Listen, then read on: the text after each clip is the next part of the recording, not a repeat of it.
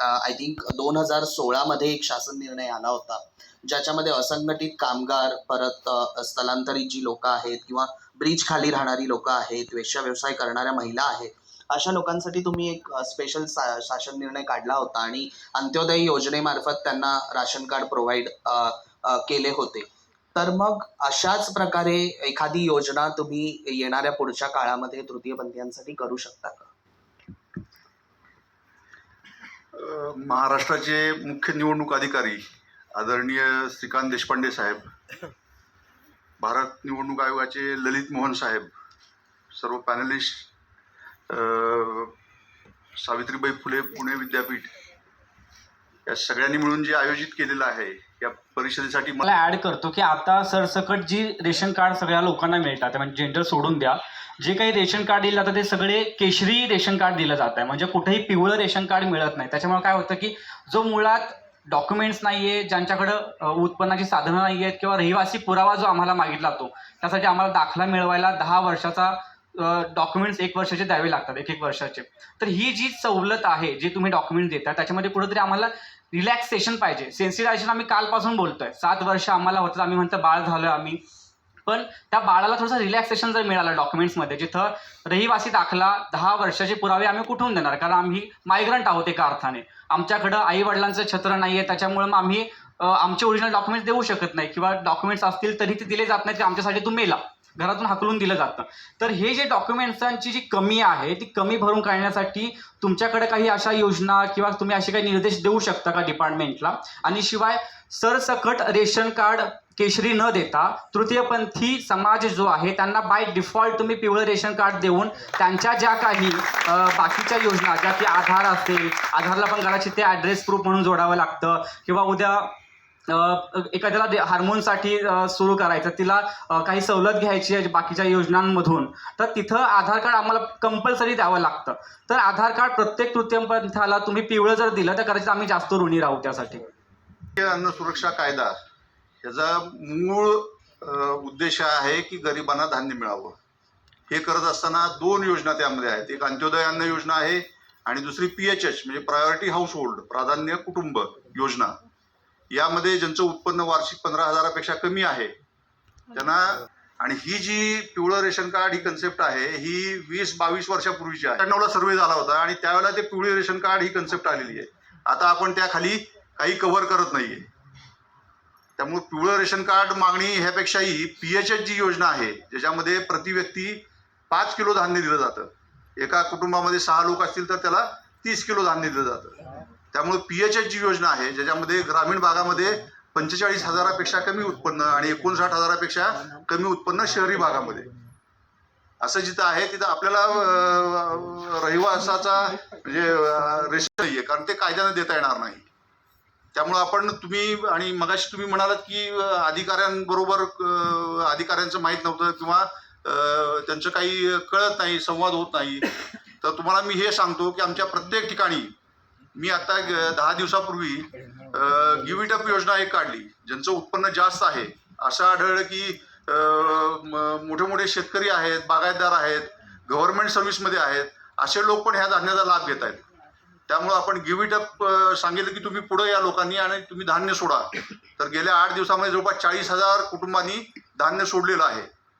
हे आणि हे कशासाठी करायला आपण, हा धान्याचा कोटा जो आहे तो गरीब लोकांना देता यावा यासाठी आपण, आणि हे अतिशय स्ट्रिक्टली करायला लागलो आहे. आपण आधार सीडिंग 100% करायला लागलेलो आहे. जे लोक श्रीमंत आहेत त्यांचं धान्य काढून घ्यायला लागलेलो आहे. आजच माझे पिंपरी चिंचवड महापालिका, पुणे महापालिका, सगळ्या नगरपालिका, सगळ्या महापालिका, सगळ्या government offices, cooperative department, semi government offices आणि खाजगी कार्यालय यांना आमची पत्रं गेलेली आहेत की तुमच्या कर्मचाऱ्यांच्या, अधिकाऱ्यांच्या याद्या आम्हाला द्या, ते ह्या योजनेसाठी पात्र नाहीत, आणि आम्ही त्या सगळ्यांचं धान्य कमी करायला लागलो आहे आणि ते धान्य आपण गरीब लोकांना देणार आहे. नाती आहेत ती रक्ताने बनलेली नाही आहेत, म्हणजे गुरुचेरा परंपरा जी आहे तिथं ही प्रेमापोटी बनलेली नाती आहेत. तिथं कुठेही व्हॅलिडेशन तुम्हाला नात्यांचं करता येणार नाही की हे वडील आहे, ते आई आहेत. तुमच्या वर्गामध्ये इथं जनरली असं होतं की गुरु म्हणून जे असतील ते मातृस्थानी किंवा पितृस्थानी असतील, तर ही नाती कुठेतरी रिकग्नाइज करून त्यांना कुटुंबाचा हेड म्हणून गुरुला आणि त्याच्यानंतर त्यांचे शिष्य जे असतील त्यांना त्यांचे मग ते घरातले कुटुंबीय जे असतील असं तुम्ही काही करण्याचा मानस तुमचा आहे का? एक लक्षात ठेवा, रेशन कार्ड देताना हे म्हणजे हा विषय बघायची मला काहीच गरज नाही आहे. म्हणजे स्त्री आहे, पुरुष आहे, हे आहे, ते आहे, त्याला पोट आहे ना, त्याला अन्न लागतं ना, हे कळालं बस झालं ना. सरकारी अधिकारी आम्हाला पोटापेक्षा डॉक्युमेंट्स मागतात. नाही नाही, गरज नाही आहे त्याची. मी हे स्पष्ट सांगतो आणि माझ्या 5 जिल्ह्यामध्ये तुम्ही मला आजही मी सांगतो की तुम्ही मला यादी द्या, मी ते पूर्ण प्रश्न तुमचा 8-10 दिवसामध्ये मार्गी लावतो. तुम्ही त्याची ते माझ्यावर सोडा तुम्ही. सर, म्हणून शासन निर्णय ज्याप्रमाणे ब्रिज खाली राहणारे लोक किंवा अंगसंघटित कामगार असतील, ऑलरेडी आपण त्यांना त्याच्यात इन्क्लूड करण्यासाठीच ही सगळी जी प्रक्रिया चालू आहे ते आपण त्यासाठीच करायला हा, लागलो. तर माझं अनिलला तेच सांगणं आहे की तो जो शासन निर्णय आहे त्याप्रमाणे ह्या टप्प्यातल्या लोकांना उत्पन्नाचा दाखला आणि रहिवाशी दाखल्याची गरज पडत नाही, तर त्याच्यामध्ये कव्हर होतात आणि त्याच्यामध्येच अगर तृतीयपंथीयांचा सहभाग केला गेला तर ही प्रोसेस बहुतेक खूप सोपी होऊन तृतीयपंथीयांना राशन कार्ड येणाऱ्या काळामध्ये लवकरात लवकर मिळू शकतील. माझा पुढचा प्रश्न रमाकांत बिरादर सरांशी आहे. खरं तर एमडॅक्स आणि एमसॅक्स म्हटलं की तृतीयपंथीयांचं जन्मस्थान म्हटल्याशिवाय म्हणजे आपण म्हणू शकतो त्यांना, किंवा तृतीयपंथी समाजाचं जन्मस्थान सुद्धा म्हणू शकते मी.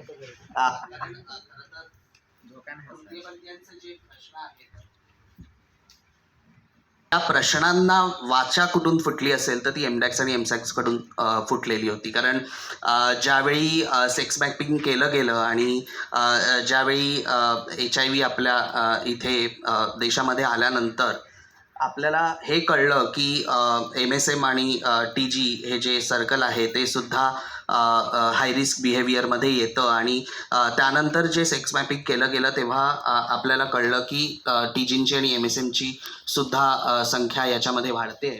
तर त्यावेळी खरं तर एमडॅक्स आणि एमसॅक्स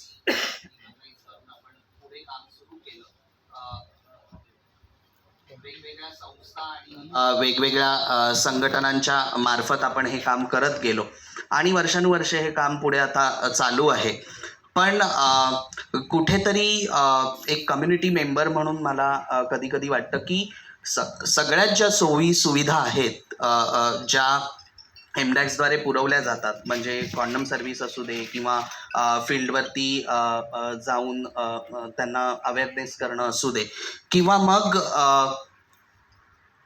आरोग्यविषयक त्यांचे अजून येणारे अनेक प्रॉब्लेम्स असू देत त्याच्या पुरताचा अवेअरनेस असू दे, ह्याकडे कुठेतरी आपण पुढच्या काळामध्ये थोडेसे TI वरती अवलंबलो गेलो. कारण TI कडून जेवढी माहिती मिळत गेली त्याच्यावरती एमडॅक्स पुढची कामं करत गेला. पण एक्झॅक्टली कम्युनिटीला काय पाहिजे आहे ह्याच्याकडे कालांतराने दुर्लक्ष होत गेलं आणि थोडं पुढे एक मोनोपॉली बनून गेली की जे TI आता सध्या चालू आहेत त्याच TIकडे ते TI दिले जातात दरवर्षी आणि पुढच्या येणाऱ्या ज्या नवीन संस्था आहेत त्या संस्थांना तिथे चान्सही मिळत नाही काम करण्यासाठी, ज्या एक्झॅक्टली स्वतःच्या जिल्ह्यामध्ये आणि स्वतःच्या कार्यक्षेत्रामध्ये अतिशय उत्तमरित्या काम करत आहेत. आणि त्यामुळे असं होतंय की कम्युनिटीपर्यंत पूर्ण सुविधा पोचत नाही आहेत. मग ते कॉन्डम सप्लाय असू दे किंवा फील्डवरची जी सुपरवायझर असू दे, व्हायरल लोडचा प्रश्न असू दे किंवा मग ARTचा प्रश्न असू दे, या सगळ्या गोष्टींमध्ये कुठेतरी तुटवडा आहे. आपण मधल्या काळामध्ये पण मी बघितलं की औषधांचा तुटवडा निर्माण झाला आहे. आत्ताही तो औषधांचा तुटवडा आहे. तर आपण संचालक म्हणून पुढच्या येणाऱ्या काळामध्ये आपण कशा प्रकारे या समस्या सोडवण्याचा प्रयत्न करणार आहात? आणि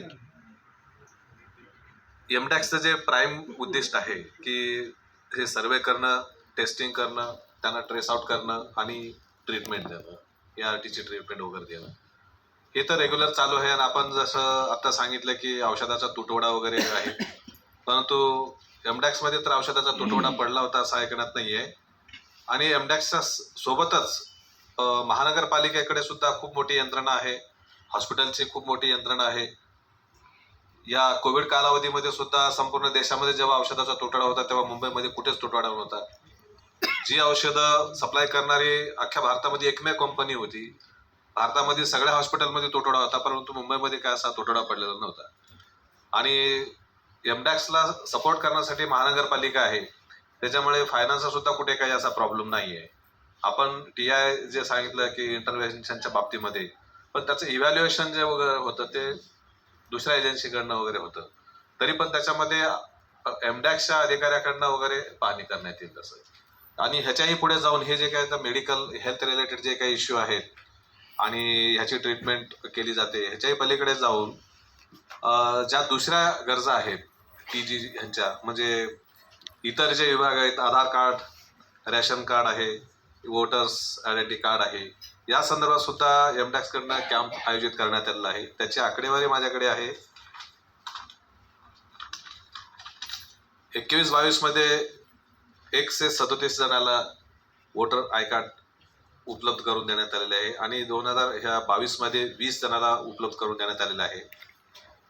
त्यानंतर कोविड कालावधीमध्ये सुद्धा संपूर्ण मुंबईमध्ये ड्राय रेशन सप्लाय करण्यात येत होतं, परंतु एमडॅक्सकडनं सुद्धा TG ह्यांना 11 से 28 जणाला हे ड्राय रेशन उपलब्ध करून देण्यात आलेलं आहे. त्यानंतर TG कार्ड जे आहे हे सुद्धा 21-22ला 15 जणांना उपलब्ध करून देण्यात आलेलं आहे आणि 2022ला हे 6 जणाला. पार्ट आहे, ज्याचा एक पायलट इथेच पुण्यामध्ये स्वास्थ्य संस्थेकडून करण्यात आला आहे आणि लवकरच तो पूर्ण भारतामध्ये आणि मुंबईमध्ये एमडॅक्स तर्फे अंमलात आणला जाईल. सर, मला पुढे असं म्हणायचं आहे की कागदोपत्री किंवा कागदांमध्ये असलेल्या संख्या या नेहमीच तेवढ्याच प्रभावी असतात किंवा तेवढ्याच खऱ्या असतात असं मला तरी वाटत नाही. कारण कागदोपत्री आम्ही एवढ्या वर्षापासून खूप काही बघत आलेलो आहोत आणि कम्युनिटीपर्यंत येणाऱ्या सुविधा आणि त्यांना मिळणारे जे लाभ आहेत ते खऱ्या अर्थाने कम्युनिटीतल्या प्रत्येक मेंबरला माहिती असतं की ते मला मिळत आहेत की नाही. त्यामुळे त्या प्रत्येक मेंबर्सपर्यंत तरी पोचणं हे एमडॅक्सच्या अधिकाऱ्यांना शक्य नाही, पण ॲटलिस्ट TI जे चालू आहेत, ज्या ज्या विभागांसाठी चालू आहेत त्या विभागांमध्ये त्या सुविधा का पोचत नाही आहेत, कुठे लूफॉल्स आहेत किंवा कुठे त्रुटी आहेत हे देखील शोधणं आपल्याला गरजेचं आहे. पण आणि त्याच सोबत मी अजून एक गोष्ट सांगेल की HIV झालेला हा जो व्यक्ती असतो हा ऑलरेडी अशा रोगाने ग्रस्त आहे ज्याच्यामध्ये त्याची इम्युनिटी पॉवर दिवसेंदिवस कमी होत असते आणि CD4 काउंट हे स्टेबल राहिलं तर त्याला बाकीच्या ज्या रोगराईपासून आपण वाचवू शकतो. पण असं करत असताना खरं तर त्याला न्यूट्रिशन आणि बाकीच्या गोष्टींची देखील गरज असते. म्हणजे ते न्यूट्रिशन आपण त्यांना प्रोव्हाइड करण्यासाठी आपण पुढच्या काळात काही योजना अशा करू शकतो का? कारण न्यूट्रिशन जर त्यांना प्रोव्हाइड केलं गेलं, म्हणजे आपण टेस्टिंगसाठी त्यांचं रक्त घेतो, रक्त काढल्यानंतर तो ऑलरेडी अशक्त आहे आणि त्याच्यामध्ये ऑलरेडी अशक्तपणा दुसरा अजून येतो, तर अशावेळी त्यांना आपण काही न्यूट्रिशन त्या ठिकाणी प्रोव्हाइड करू शकतो का? अशा काही योजना पुढे आणू शकतो का? आपण जी काही सूचना मांडलेली आहे ती योजना आम्ही नक्कीच अंमलात आणू. सर, दुसराही प्रश्न असा आहे की CD4 आणि व्हायरल लोडच्या ज्या गोष्टी आहेत त्यांचा जो कंटिन्युअस फॉलोअप आहे, ART असू दे, त्याच्यामध्ये हा कंटिन्यू फॉलोअप कम्युनिटी च्या मेंबर्सचा होत नाही. दुसरा महत्त्वाचा प्रश्न मला असा वाटतो, म्हणजे मी मधल्या काळामध्ये बघितलं की HIV जोडप्यांची लग्न, पण HIV ॲक्टनुसार HIV पेशंटची आयडेंटिटी ओपन करणं हा सर्वात मोठा गुन्हा आहे कायद्यासमोर. आणि मग अशा प्रकारे आपण सार्वजनिकरित्या जोडप्यांची लग्न लावतो हे कितपत योग्य आहे आणि ह्याला आपण कशा प्रकारे आळा घालणार आहोत? कारण शेवटी लग्न करणं किंवा ते लग्न पुढे हे करणं, स्टेबल करणं हे त्यांचा प्रश्न आहे आणि त्यांना आपल्या दैनंदिन जीवनात किंवा त्यांच्या स्वतःच्या वैयक्तिक जीवनामध्ये कसं जगायचं आहे हा त्यांचा प्रश्न आहे. पण त्यांचं वैयक्तिक जीवन हे आपण चव्हाट्यावर आणणं हे किती योग्य आहे? कारण अशा प्रकारची लग्न करून हे समाजासमोर आणलं जातं की आपण किती महान कार्य करत आहोत, पण खरं तर त्या लोकांची आयडेंटिटी आपण रिव्हील करत असतो समाजासमोर. दुसरी गोष्ट सर, मी असा प्रकार बघितला आहे भरपूर हॉस्पिटल्समध्ये, ART सेंटर्समध्ये खास करून, की जिथे ज्यावेळी तो HIV पेशंट ART घ्यायला जातो किंवा मग एक आपला रिपोर्ट पण घ्यायला जातो HIVचा, त्यावेळी जोरजोरात ओरडून कधी कधी सांगितलं जातं की आप पॉझिटिव्ह हो निगेटिव्ह, आप पॉझिटिव्ह हो निगेटिव्ह. हे माझ्या समोरचे म्हणजे काही इन्सिडेंट आहे. तर मग ह्या गोष्टींना आपण कशा प्रकारे मॉनिटर करणार? आम्ही या संदर्भामध्ये सेन्सिटायझेशन प्रोग्राम घेऊ आणि जसं आपण सांगितलं त्याप्रमाणे आयडेंटिटी रिव्हील होणार नाही ह्याची काळजी घेण्यासाठी सर्व या क्षेत्रामध्ये काम करणारे जे अधिकारी डॉक्टर्स आहेत त्यांना सांगतो. आणि ART सेंटरला जे स्टाफ असतो जनरली त्यांच्या चेहऱ्यावरची स्माईल कधीच नसते, कारण गोळ्यांपेक्षा आम्हाला एक स्माईलची गरज आहे. माझी HIV पॉझिटिव्ह झालेली व्यक्ती ऑलरेडी प्रेशरमध्ये जाते त्यांच्यासमोर, ती व्यक्ती काय रे अशी ती वागणूक आम्हाला स्वतःला मिळते. म्हणजे एमसॅक्स बद्दल मी बोलतोय, एमसॅक्सचं चित्र मला माहिती नाही काय आहे ते. एमसॅक्समध्ये हे होतं जनरली की एखादा व्यक्ती तिथं गेला आणि त्याला जर का टेस्ट करायची कन्फर्मेशन जर करायचं आहे HIV टेस्ट करून, तर तिथं बरं मग किती घेतोस, कधी घेतलास, तू असा आहेस तर मग असं का करतोस, म्हणजे जेवढं सॉफ्ट स्किल आमच्यासाठी पाहिजे असतं किंवा जेवढं सेन्सिटायझेशन आमच्यासाठी आमच्या प्रती जे पाहिजे असतं ते मुळात नाही आहे, किंवा ते सॉफ्ट स्किल ट्रेनिंग मुळात स्टाफला देणं गरजेचं आहे. कारण तिथं आलेला व्यक्ती एक तुमच्या स्माईलमुळं कशी त्याचं आयुष्य संपतं. जर मला तिथं माहिती आहे की आज मी जर घरी रिव्हील झालो आणि मला कळालं की समोरच्यांना माझ्यामुळे त्रास होतोय, तर कशी मी आयुष्य संपवू शकतो. आपण इथं प्रत्येकाचा आटापिटा काय की सुरक्षितते आणि प्रतिष्ठेने जगता आलं पाहिजे. तर कदाचित हा जो काही स्टाफ आहे ARTचा किंवा एमसॅक्स एमजॅक्सचा, तर त्यांना जर का ती सॉफ्ट स्किल देऊन माणसांप्रती कसं वागायचं याचं ट्रेनिंग तर खूप बरं होईल. दुसरी गोष्ट एक ॲड करतो, जिथं शॉर्टेज आहे का, तर हो खूप शॉर्टेज आहे. गेली 2 महिने एमसॅक्स स्वतः मान्य करतात, त्यांनी ऑफिशियली कधी दिलं नाही की ARTचा तुटवडा आहे. तिथं कुठेही कोणत्याही TI आजपर्यंत आंदोलनाच्या मोडामध्ये दिसत नाहीत, की म्हणजे नाकोसमोर आंदोलनं झाली ARTच्या गोळ्या नाहीत म्हणून, पण एमसॅक्स समोर एकही आंदोलन झालं नाही. हे TIचं अपयश आहे खरं तर, प्रामाणिकपणे सांगायचं तर. त्याच्यानंतर अजून म्हणजे TI जे चालवतात त्यांच्याकडे फक्त कॉन्डोम दिले जातात. म्हणजे कॉन्डोम दिल्यानंतर प्रश्न संपतो का, नाही. त्याच्यानंतर जेली कोण देणार, कारण जेल्यांची जी तुटवडे आहे ते गेली आय गेस सप्लाय हा 2015 नंतर जो थांबलाय, जेली अजूनही कोणाला मिळत नाही.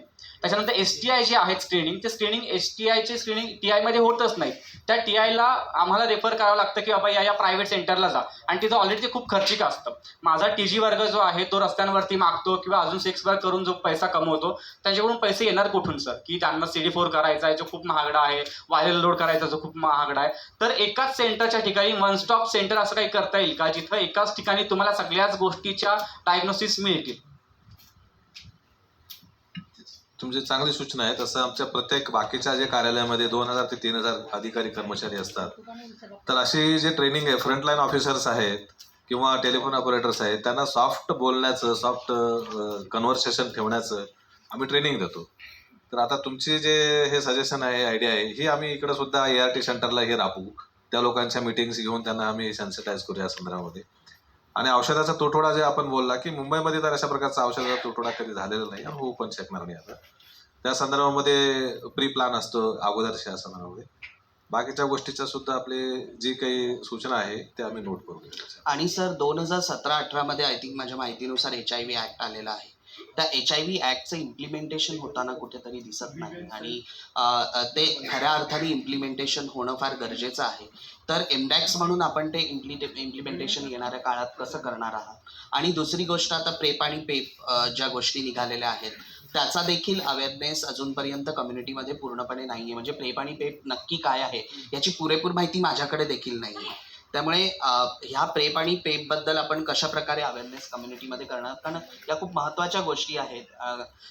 मोस्ट ऑफ द सेक्स वर्कमध्ये असणारी जी लोकं आहेत त्यांच्यासाठी या खूप महत्त्वाच्या गोष्टी आहेत की ह्याबद्दल अवेअरनेस मिळणं. आणि HIV ॲक्टचं खऱ्या अर्थाने इम्प्लिमेंटेशन ज्यावेळी होईल त्यावेळी मला असं वाटतं की खूप मोठ्या प्रमाणात अवेअरनेस क्रिएट करता येईल आणि खूप मोठ्या प्रमाणामध्ये आपल्याला ही संख्या कमी करता येईल, कारण आपलं मेन मोटिव्ह आहे HIVची संख्या कमी करणं. त्यामुळे आपण ह्या ॲक्टचं इम्प्लिमेंटेशन पुढच्या काळात कसं डॉक्टर थोडी माहिती द्याल. 17 हा महाराष्ट्र एमसॅक्स कडून महाराष्ट्र शासन आणि त्यांच्या लॉ डिपार्टमेंटकडून त्याची नोटिफिकेशन निघणार आहे. ती ऑफिशियल नोटिफिकेशन निघाल्यानंतर त्याचं जे काही त्याच्या अंडर ऑर्गनायझेशन स्ट्रक्चर असेल ते आपण एस्टॅब्लिश करणार आहोत.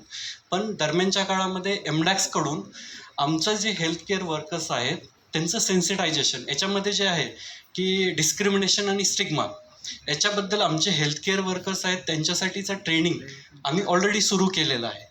आणि तसंच आमची जी वेबसाईट आहे त्याच्यावर आम्ही रजिस्टर युअर ग्रीव्हन्स असं एक त्याच्यामध्ये हायपरलिंक सुरू केलेली आहे ऑलरेडी, आणि आमचं मेन स्ट्रीमिंग डिव्हिजन ते मॉनिटर करत आहे की तुम्हाला जर कुठे डिस्क्रिमिनेशन स्टिग्मा होत असेल तर तुम्ही नक्कीच तिथं नोंदवू शकता आणि एमडॅक्स त्याच्यावर नक्कीच ॲक्शन घेईल. दुसरा प्रश्न मॅडम होता की प्रेप आणि PEPसाठी. तर प्रेप ही आपण बघतोय की अजून तरी नॅशनल स्ट्रॅटर्जी नाही आलेली, पण नाकोनं त्याच्याबद्दलच्या नवीन गाईडलाईन्स तयार केलेल्या आहेत. पण त्याच्याबद्दलचा OM म्हणजे ऑफिशियल मेमोरंडम अजून आलेलं नाही आहे. ते आल्यानंतर आपण त्याच्या म्हणजे ट्रेनिंग घेऊन त्याचं डिसेमिनेशन आपल्याच ART सेंटरमधून करण्याचा विचाराधीन आहोत. त्याच्याबद्दल PEP जे पोस्ट एक्सपोजर प्रोफिलेक्सिस आहे ते फक्त आता सध्या तरी हेल्थकेअर वर्कर्स ज्यांना हेल्थकेअर सिस्टीममध्ये त्यांना ॲक्सिडेंटल प्रिक होतात अशा केसेसमध्येच सध्या तरी आपल्या गाईडलाईननुसार आपण देतोय.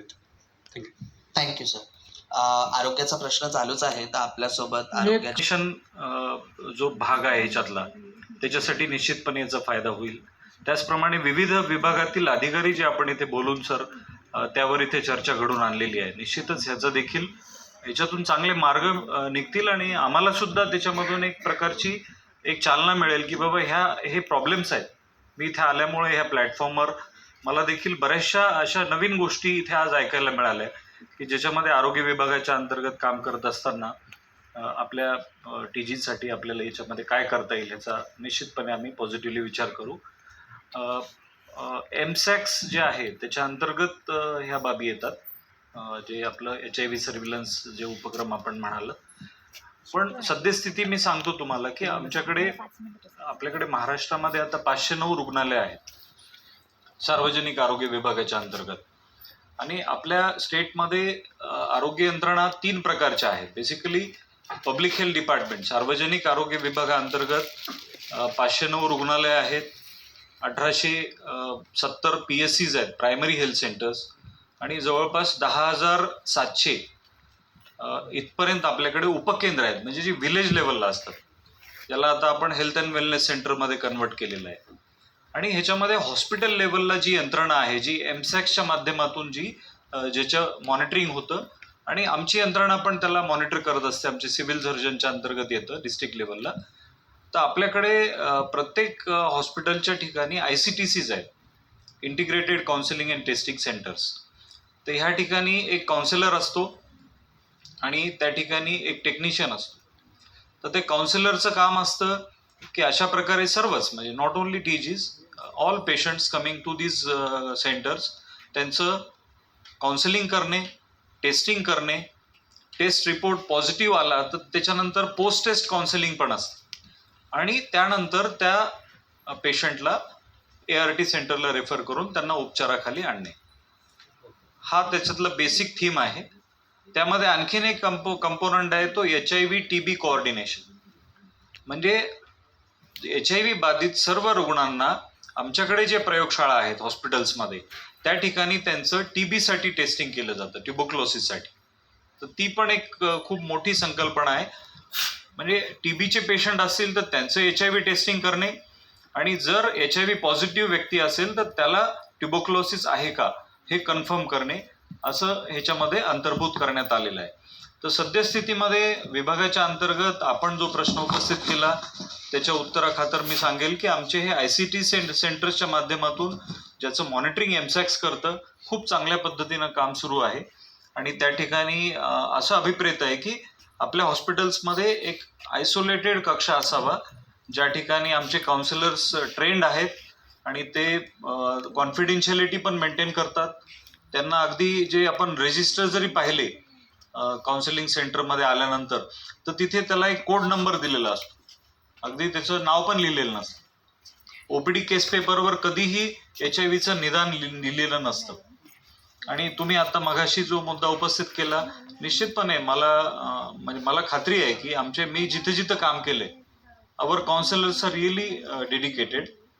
काही ठिकाणी आता तुम्हाला तो अनुभव आला असेल की बाबा त्यांच्या वागण्यात बोलण्यात म्हणजे चांगुलपणाची भावना नसेल किंवा बोलताना थोडंसं हेट असेल तर ते निश्चितपणे सुधारलं पाहिजे. पण बरेचसे काउन्सिलर हे सिनियर जे आहेत ते अशा प्रकारचं कधीही त्यांची भावना नसते. आणि सर SRS आणि हार्मोथेरपीचा जो विषय आहे तो देखील या TG ॲक्टच्या अंतर्गत येतो. तर आपण खऱ्या अर्थाने सेक्स रिअसाइनमेंट सर्जरीज आणि या हार्मोनल थेरपीसाठी आपण कशाप्रकारे पुढच्या काळामध्ये योजना करणार आहोत, कारण छत्तीसगड, ओरिसा या राज्यांमध्ये अगर आपण बघितलं तर त्यांच्यासाठी 2 ते 2.5 लाख रुपयाची प्रोव्हिजन गेलेली आहे या राज्यांमध्ये आणि स्पेशल योजना त्यासाठी बनवली गेलेली आहे. आणि आता केंद्र सरकारने देखील सांगितलं आहे की आयुष्मान योजनेच्या अंतर्गत आपण 5 लाखाचा जो विमा आहे त्या अंतर्गत सुद्धा आपण SRS आणि हार्मोनल थेरपीला घेणार आहोत. तर महाराष्ट्र शासनाचा पुढचा उपक्रम या गोष्टीला घेऊन कशा प्रकारे आपण या योजना संपूर्ण महाराष्ट्रभर राबवू शकतो? मध्यंतरी माननीय माजी आरोग्य मंत्र्यांकडे आपल्या ज्या बैठका झाल्या त्याच्यामध्ये आपले जे वेगवेगळे डिमांड्स होत्या त्यामध्ये माझ्याच अध्यक्षतेखाली विभागामध्ये एक समिती आम्ही गठीत केली होती आणि त्याच्यामध्ये काही मेडिकल कॉलेजेसचे एक्सपर्ट्स आणि काही इतर विभागातील एक्सपर्टच्या माध्यमातून आम्ही त्याच्यामध्ये जर समितीच्या बैठका घेऊन काही आम्ही शासनाला म्हणजे सूचना दिलेल्या आहेत, त्यामध्ये विनंती केलेली आहे शाळा. त्याच्यामध्ये आपली पहिली जी मागणी होती की त्या ठिकाणी आपल्याला रुग्णालयामध्ये सेपरेट OPD असावी. त्या बाबतीत आम्ही सार्वजनिक आरोग्य विभागाच्या अंतर्गत जे रुग्णालय आहेत त्याच्यामध्ये 200 खाटांच्या वर जी रुग्णालय आहेत त्या ठिकाणी स्वतंत्र OPD असावी असं आम्ही शासनाला रिकमेंड केलेलं आहे. स्वतंत्र टॉयलेट ट्रान्सजेंडर्स व्यक्तीसाठी असावं असं देखील आम्ही त्या ठिकाणी रिकमेंड केलेलं आहे. आणि 200 खाटांच्या पेक्षा जास्त मोठी जी रुग्णालय आहेत आमच्याकडे त्या ठिकाणी एक 5 बेडचा स्वतंत्र कक्ष असावा IPD. आणि नॅचरली त्या IPDला मग त्या ठिकाणी स्वतंत्र टॉयलेट अटॅच असतंच. तर अशा प्रकारचे आम्ही रिकमेंडेशन्स दिलेले आहेत. आणि मी जसं मगाशी बोललो की आपल्याकडे सार्वजनिक आरोग्य विभाग हा मूळतः प्रायमरी आणि सेकंडरी ट्रीटमेंटसाठी जबाबदार आहे. म्हणजे प्रथमोपचार, प्राथमिक उपचार आणि सेकंडरी म्हणजे ज्या ठिकाणी काही सर्जरीज वगैरे, काही basic general surgery, medicine, obstetric gynaec अशा प्रकारचे उपचार आम्ही करतो. पण हे जे आहे सेक्स चेंजमेंट्स आहेत ती जबाबदारी मेडिकल एज्युकेशनची आहे. आपल्या महाराष्ट्र शासनामध्ये स्वतंत्र एक विभाग आहे मेडिकल एज्युकेशन, त्याच्या अंतर्गत जे आपले शासकीय वैद्यकीय महाविद्यालय येतात, त्यानंतर कॉर्पोरेशनमधली जी मोठी महाविद्यालय आहेत तशा ठिकाणी ही टर्शरी सेंटर्समध्ये या सर्जरीज होणं आणि त्या ठिकाणी हॉर्मोन ट्रीटमेंट हे अभिप्रेत आहे. तर तशा प्रकारचं सुद्धा आम्ही रिकमेंड केलेलं आहे की ह्या सेंटर्समध्ये शासन स्तरावरून ह्या बाबी तिथे व्हायला पाहिजेत. आणि त्यानंतर जसं आपण उल्लेख केला की प्रधानमंत्री जन आरोग्य योजनेमध्ये हे पण आम्ही रिकमेंड केलेलं आहे की ह्या सर्व प्रकारच्या ज्या sex change surgeries, hormone treatments आपल्याला लागतात आणि त्या खर्चिक आहेत, तर त्या ह्या सोसायटीच्या अंतर्गत ज्या आपल्या कंपनीजला आपण ते काम दिलेलं आहे, इन्शुरन्स कंपनीच्या माध्यमातून ते व्हावं असं देखील आम्ही रिकमेंडेशन केलेलं आहे. आणि